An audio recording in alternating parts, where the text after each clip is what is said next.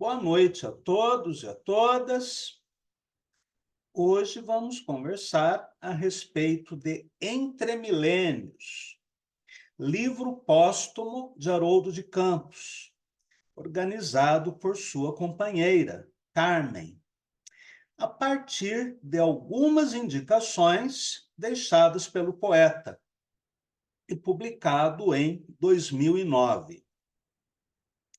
O volume inclui poemas inéditos e esparsos, que foram reunidos em 5 cadernos temáticos: pinturas escritas ou escritos pinturas, que, como o título sugere, reúne composições dedicadas a artistas visuais com quem Haroldo de Campos conviveu, como Luiz Sassilotto, pintor do Grupo Concreto Paulista, Iole de Freitas, Gershon Knispel, entre outros. O segundo caderno, Musa Militante, é o que mais faz jus ao título do volume. Reúne poemas que tratam de fatos políticos ocorridos entre o final do século XX e o início do XXI, como as intervenções militares imperialistas na ex-Iugoslávia e no Iraque, conforme a lógica da suposta nova ordem internacional imposta pelos Estados Unidos após o final da Guerra Fria e a queda da União Soviética, e a aplicação de políticas econômicas neoliberais na América Latina, em especial no Brasil, na época da gestão de Fernando Henrique Cardoso. O terceiro caderno, Circunstâncias, trata do tema da morte, em um diálogo explícito com o neobarroco, inclusive com o cubano José Coser, além de memórias de viagens a Veneza e Milão. O quarto caderno, Lendo a Ilíada, é uma conversa intertextual com a epopeia homérica que Haroldo de Campos traduziu na íntegra, trabalho realizado em parceria com Trajano Vieira, professor de Língua e Literatura Grega na Unicamp. Este foi um trabalho a que o poeta se dedicou com afinco em seus últimos anos de vida, quando já apresentava problemas de saúde. Segundo Haroldo de Campos, tratava-se de uma homeroterapia.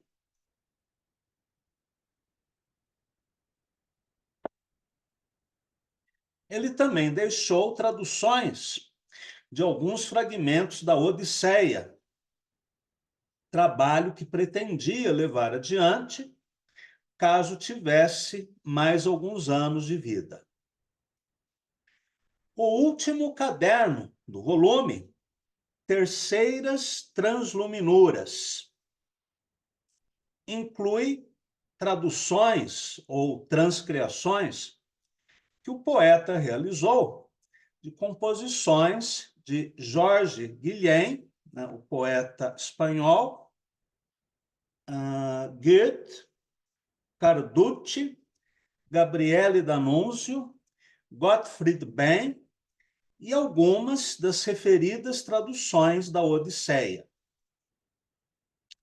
Este é, em linhas gerais, um mapa de nossa viagem pela derradeira obra haroldiana. Antes de fazermos a leitura e discussão dos poemas, vamos ler a nota introdutória escrita por Carmen Campos.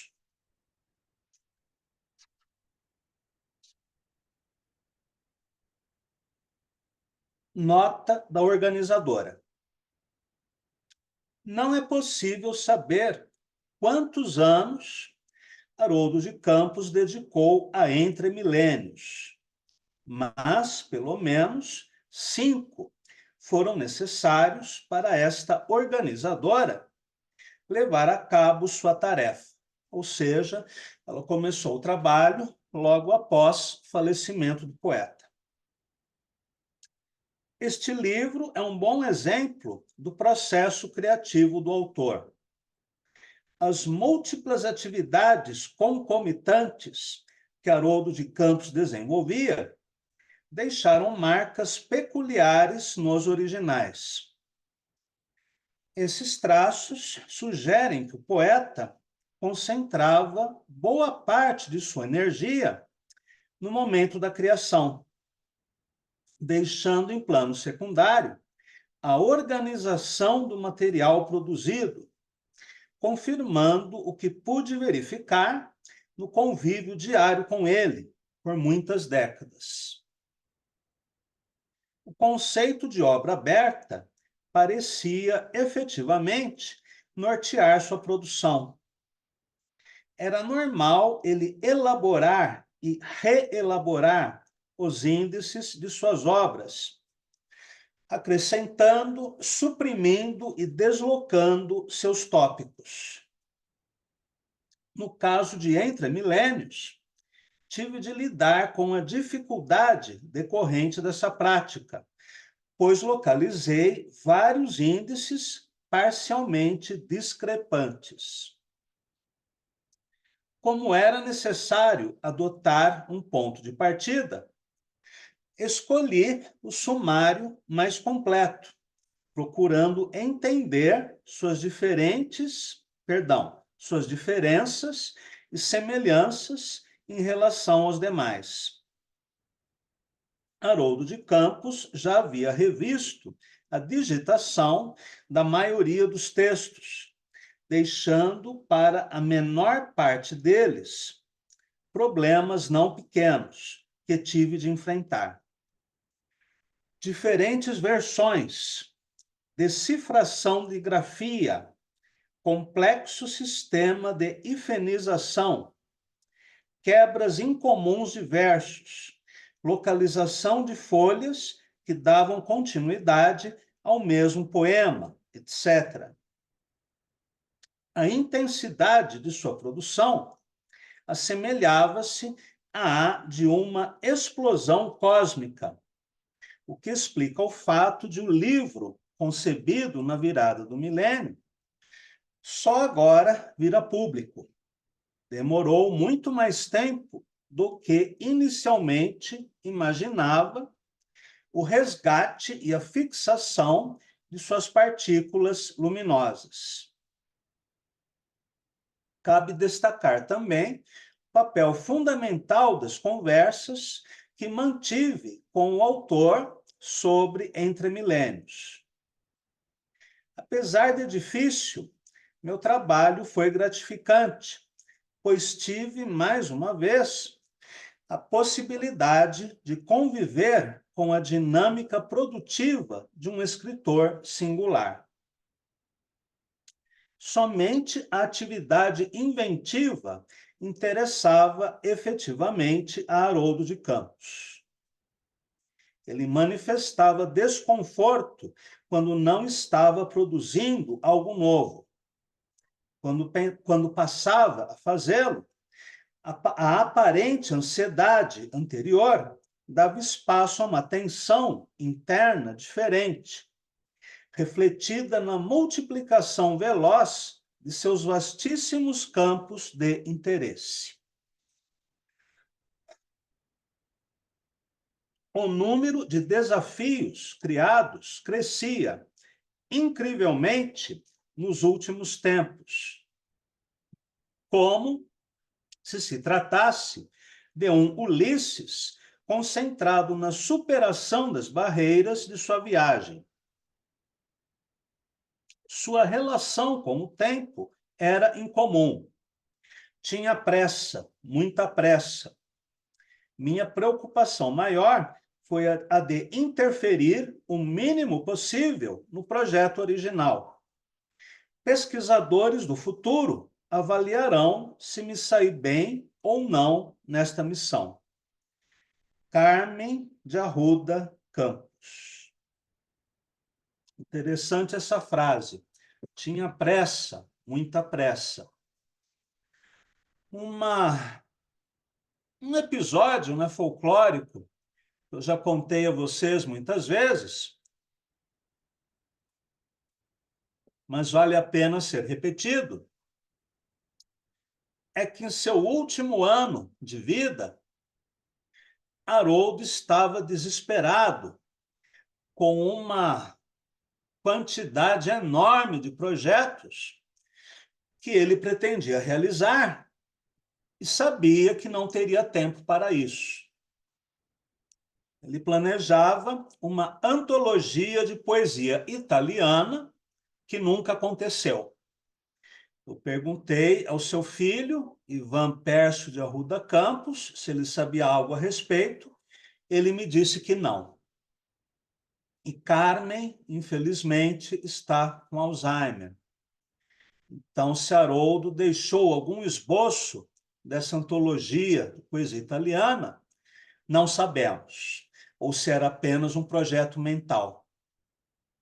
Foi publicada, assim, postumamente, uma antologia de poemas de Ungaretti, além de uma antologia do poeta grego Cavafis.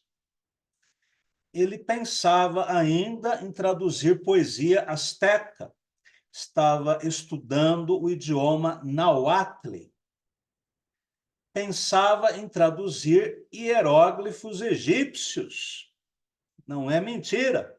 E chegou a encomendar um dicionário de hieróglifos em Londres. Pensava em um novo livro de poemas, que era exatamente esse Entre Milênios.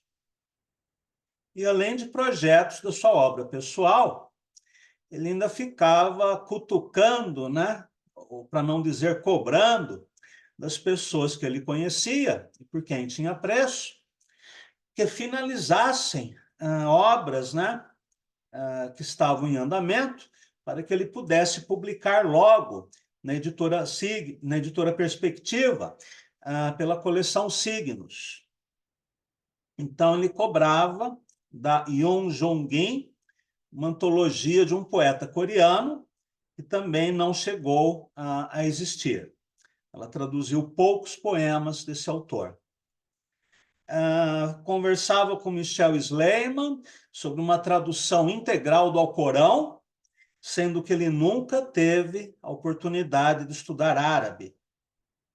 Cobrava outros projetos do Trajano Vieira, e até eu, né, tive a honra de ser cobrado para que entregasse logo os originais da minha antologia Figuras Metálicas, que acabou sendo publicada na coleção Signos após o falecimento de Haroldo. Muito bem, voltando ao texto. Vamos iniciar agora o nosso estudo de Entre Milênios, de maneira não sequencial, começando com o segundo caderno, Musa Militante, que traduz o estado de espírito do poeta, que já tinha formulado, 20 anos antes, o conceito de pós-utópico, ou superação do princípio esperança pelo princípio realidade.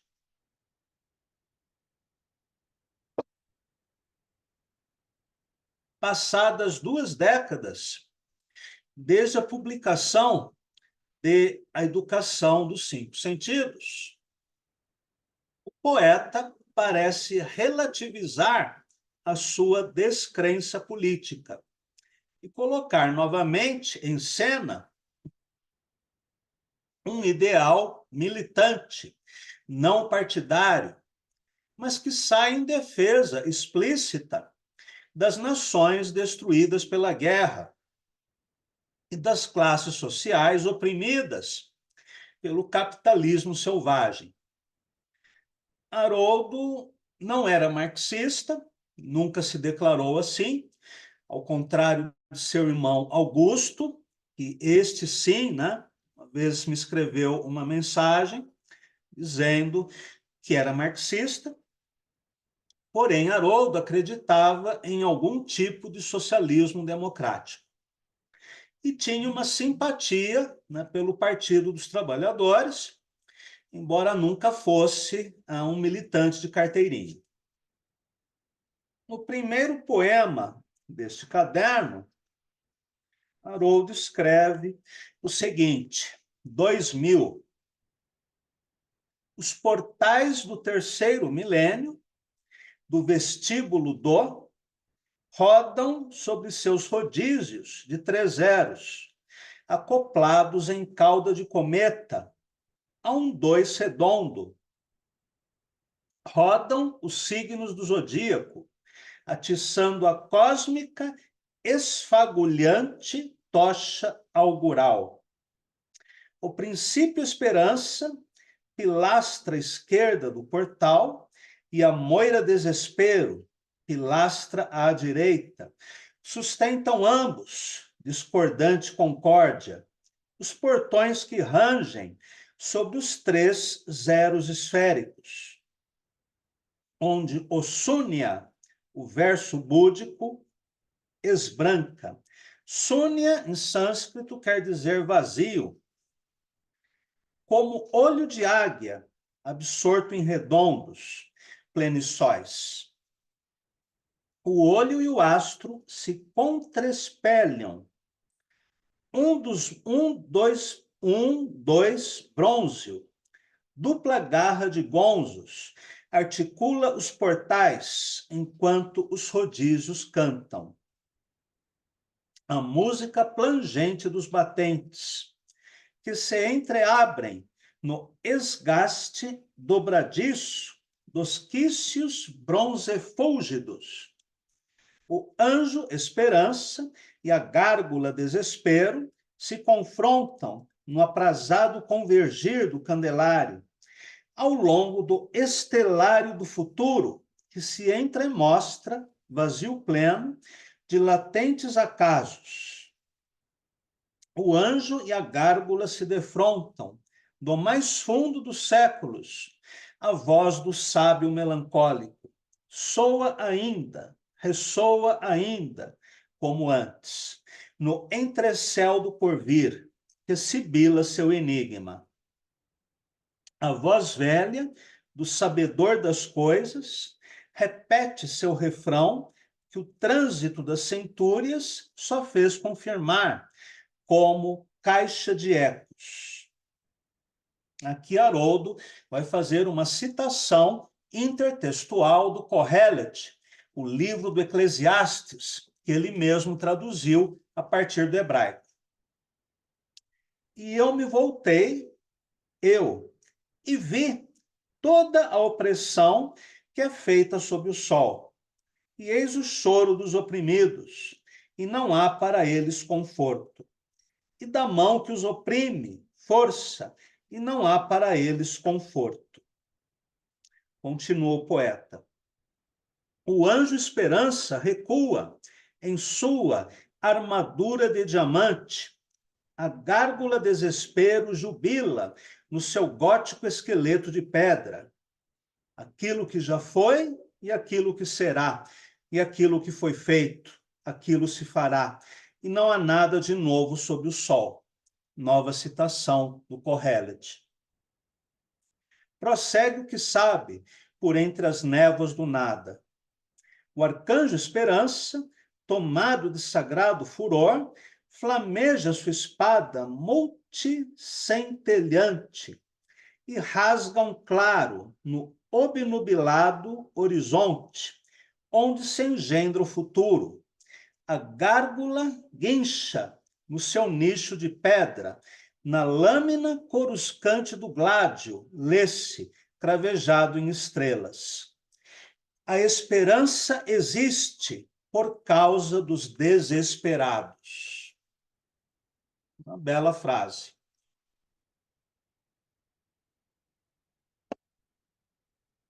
Este é um poema manifesto que apresenta a imagem alegórica dos portais do terceiro milênio, sustentados por duas entidades conceituais: o princípio, esperança, e a moira, desespero.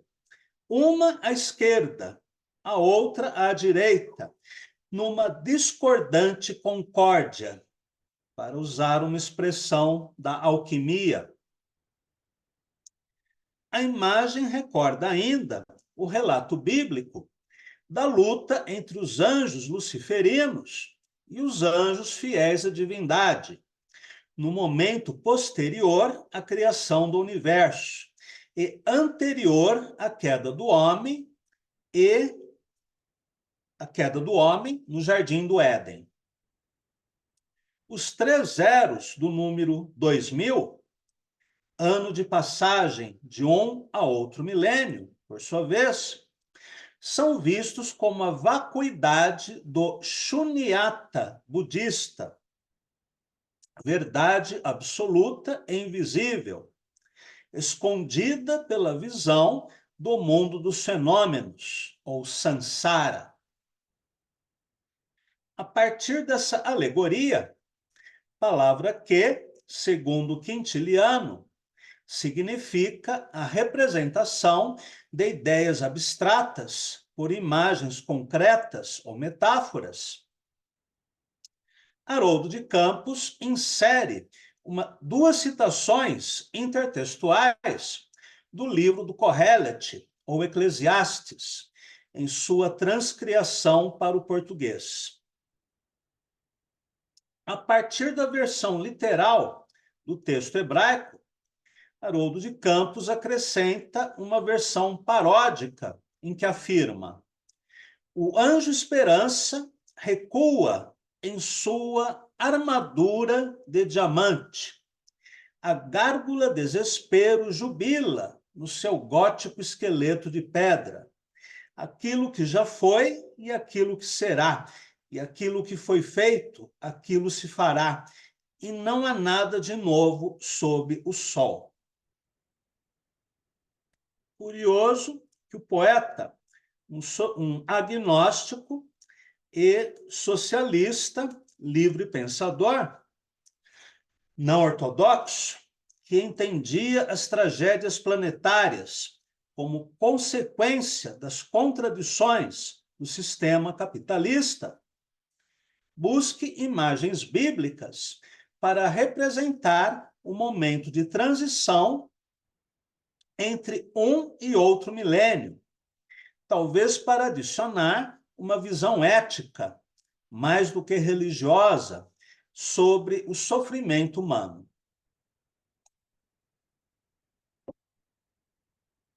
Mais adiante, o poeta pós-utópico parece fazer as pazes com a utopia, escrevendo: o arcanjo Esperança, tomado de sagrado furor, flameja sua espada multicentelhante e rasga um claro no obnubilado horizonte, onde se engendra o futuro, usando novamente a imagética bíblica, lembrando que os anjos aparecem no Antigo Testamento como mensageiros, ou ainda como soldados espirituais.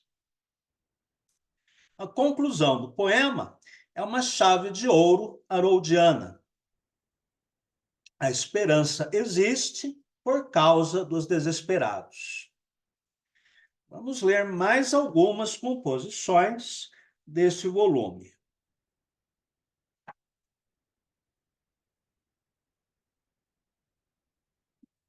A musa não se medusa, contra o caos faz música. 2. Por trás do massacre telecomandado, as múltiplas mãos, tentáculos de octopos, que manipulam na anônima sociedade global a guerra global, onde o opressor, uma impessoa, é um general invisível, um espectral lança-foguetes, um incaptável pelo olho dos radares. Morcego mortífero, de translúcidas asas vítreas.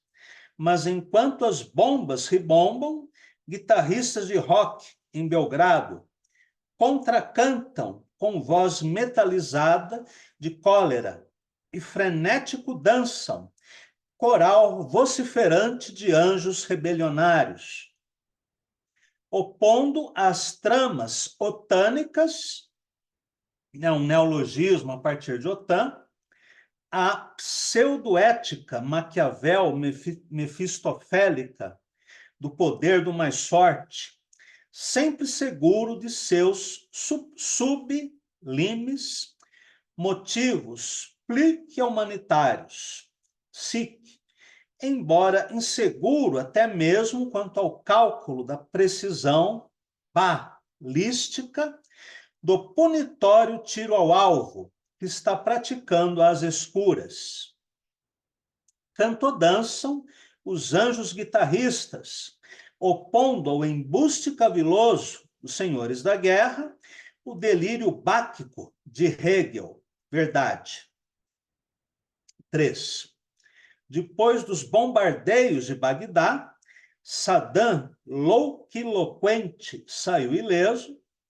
Depois do videogame de fulguros relâmpagos esverdeados, riscando a tela atônita de quantos?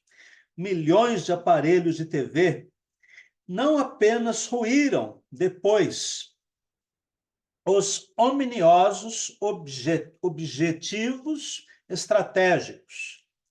Outras bombas choveriam, mas velhas, depois dos bombardeios de Beirute, velhas se debruçam sobre cadáveres civis, carpideiras engelhadas do desastre, ao passo que meninas ressurrectas, incólumes por milagre, tentam brincar de roda e, equilibrando sua carga diuturna sobre a cabeça desolada, a vida continua. 4. Um pastor de ovelhas, vigiado por gigantes, libélulas, helicópteros de regirante aço ígneo, faz soar sereno, rústica, sua flauta. 5. Os tocadores de música do Holocausto, cordas, violinos, rabecas e metais, trompetes, trompas, trombones, executam a marcha fúnebre de Auschwitz, esperando que os chuveiros sulfátaras esguichem o gás grisu, aliás, Zyklon, da morte. Desfigurada, como se por Dire e ou Bosch, estrega que mastiga estrelas de Davi e expele um bafo químico de veneno pluvioso. 6.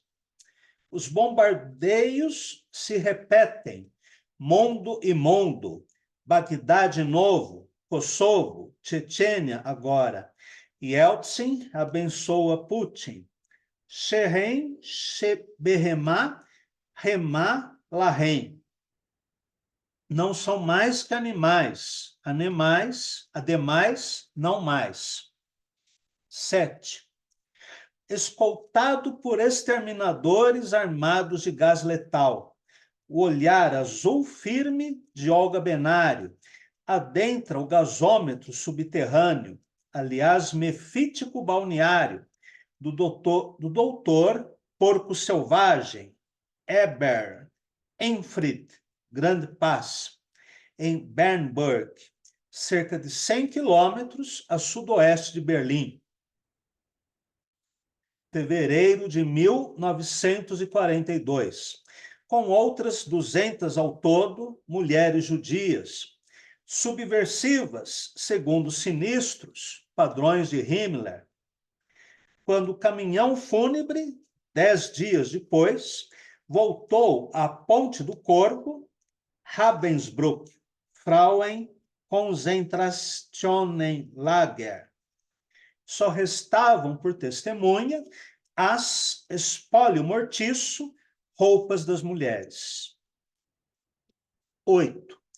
Tanques tratores, Kiev, de Hitler, a cabeça esculpida, cabeça caída, caput, trituram capacetes reversos, truncam baionetas, uma única ereta disjecta resta inútil. 9. Nessa, de todos nós, Latino-Amarga América, no Chile, na Argentina, no Uruguai, o condor tatala enormes asas lutulentas. Aqui também, na terra em transe do Brasil, torturadores de tacão marcial e dentes de sabre deixam seu rastro. Perdão. Sanguinolenta floração de coágulos vermelhos. 10. Onde o des-homem, des-humano, uma vez impôs que nunca mais engendre essa espécie lupina carniceira de gente, um ventre de mulher. Onde houver ranger de dentes e pranto, agora a mão que pinta e o som do canto do homem humano, do humanitas homem resgatado, prevaleçam, não por desmemória, e sim memores.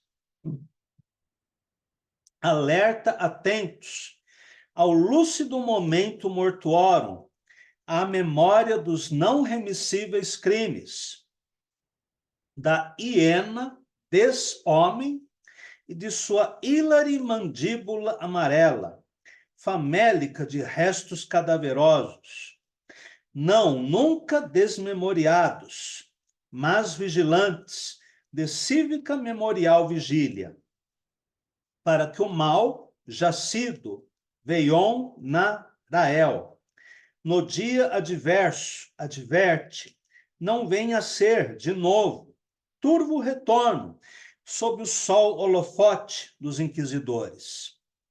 E 11, da mão que pinta, da gárgula que canta, onde foram cárceres, nasça o espaço comunal da paz, compartilhada da arte.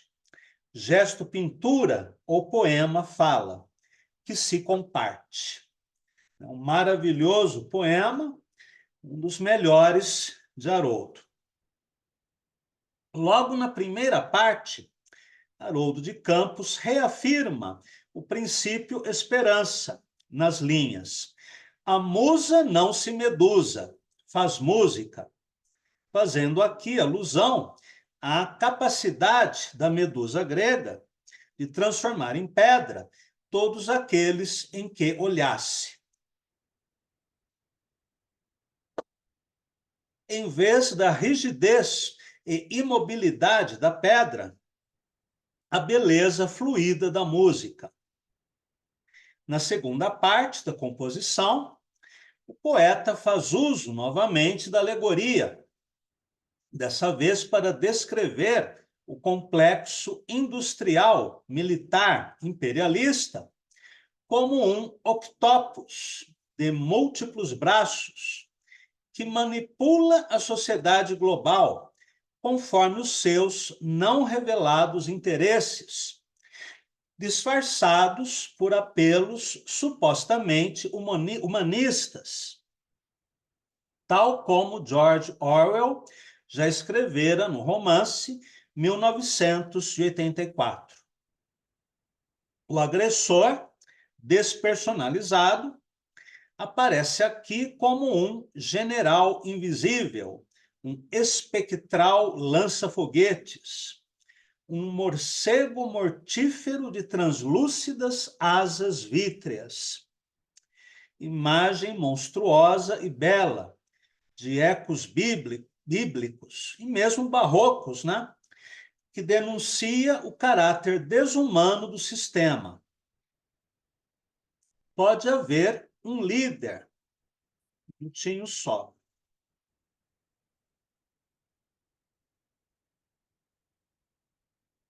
Pode haver um líder, ou mesmo vários líderes, por trás da máquina da morte.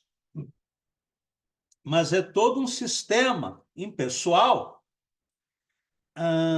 que inclui, mas é todo um sistema impessoal que inclui desde os meios de comunicação até as indústrias armamentistas e petroquímicas, que desencadeia eventos como as duas guerras do Golfo, responsáveis pela morte de 1 a 2 milhões de iraquianos, em sua imensa maioria civis. Apesar da imagem alegórica e dos neologismos, ou palavras valise, os poemas desse caderno fluem de uma maneira próxima à da prosa. Haroldo de Campos usa versos longos, divididos em sequências curtas de enjambements, que revelam um ritmo livre, diferente dos versos decassilábicos, de acentuação fixa, que usou em A Máquina do Mundo Repensada. Em outra imagem alegórica, Haroldo faz um díptico arquetípico. De um lado, o som das bombas, representando a guerra, um dos 4 cavaleiros do Apocalipse, e de outro, o som dos roqueiros de Belgrado, que tocam suas guitarras enquanto os Estados Unidos e a OTAN destroem a antiga Iugoslávia, que depois será dividida em uma série de repúblicas autônomas, conforme o projeto imperialista de fracionar o território de nações que considera hostis.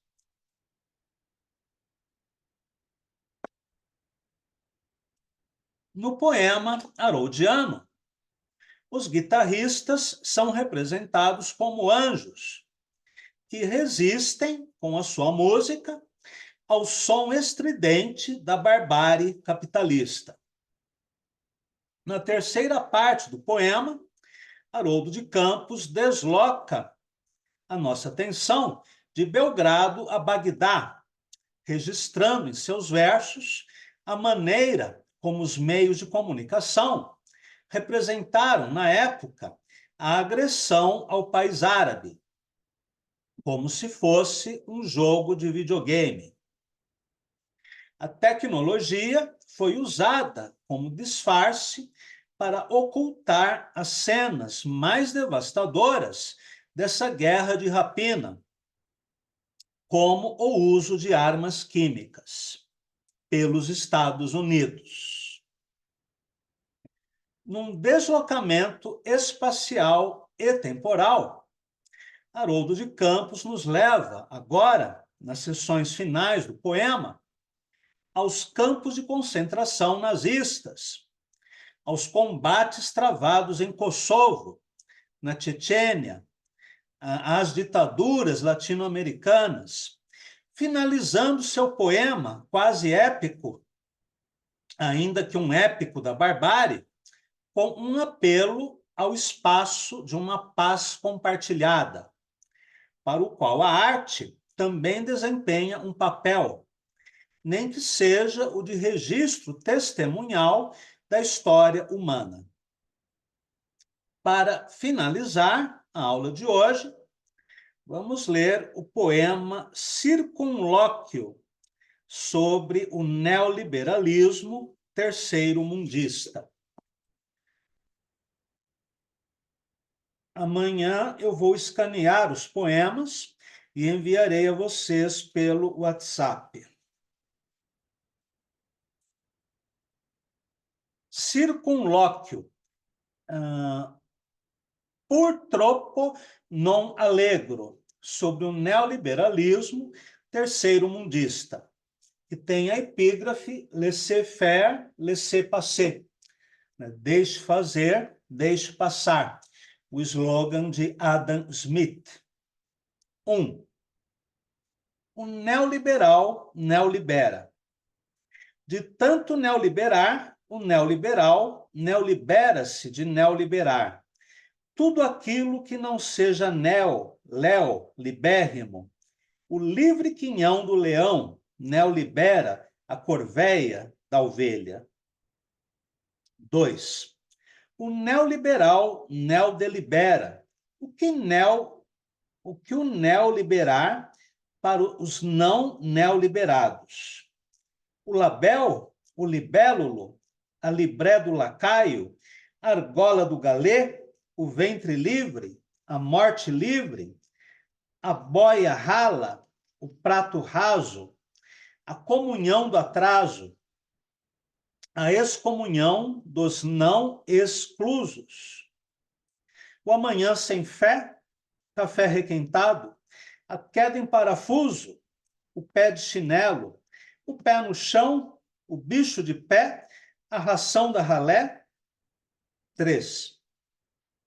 No céu neon do neoliberal, anjos e upes, bochechas cor de bife, privatizam a rosácea do paraíso, de Dante, enquanto lancham fast food e supervisionários visam, com olho magnânimo, as bandas flutuantes do câmbio, enquanto o não neoliberado come pão com salame quando come. Ele dorme sonhando com torneiras de ouro e as hidrobanheiras cor de âmbar de sua neo-mansão em Miami. O centro e a direita desconversam sobre o social, questão de polícia. O desemprego é um mal conjuntural, conjetural, pois no céu da estatística, o futuro se decide pela lei dos grandes números. O neoliberal sonha um mundo higiênico, um ecômeno de econômos, de economistas e atuários, de jogadores na bolsa, de gerentes de supermercado, de capitães da indústria e latifundiários, de banqueiros, banquiplenos ou banquirrotos, que importa, desde que circule autorregulante o necessário, plivalioso numerário, um mundo executivo de mega empresários, duros e puros, mós sem dó, mais atentos ao lucro que ao salário, solitários no câncer, antes que solidários, um mundo onde Deus não jogue dados e onde tudo dure para sempre. E sempremente nada mude. Um confortável, estável, confiável, mundo contábil. 6. A contramundo, o mundo não, mundo cão dos deserdados, o anti-higiênico gueto dos sem saída, dos excluídos pelo Deus sistema, cana esmagada pela moenda, pela roda dentada dos enjeitados. Um mundo pêsames de pequenos cidadãos, menos de gente gado, de civis subservis, de povo ônus que não tem lugar marcado no campo do possível, da economia de mercado, onde Mercúrio serve ao deus Mamona. 7. O neoliberal sonha um admirável mundo fixo de argentários e multinacionais, terratenentes, terrapotentes, coronéis políticos, milenaristas cooptados do perpétuo status quo. Um mundo privê, palácio de cristal, à prova de balas, bunker blau, durando para sempre, festa estática, ainda que se sustente sobre fitas palafitas, e esta sobre uma lata de lixo. E assim terminamos a nossa primeira conversa sobre Entre Milênios, que poderia ser, na verdade, vários livros, pela sua diversidade temática e estilística. Na semana que vem, continuaremos, então, o nosso estudo. Agradeço a todos e a todas e até lá.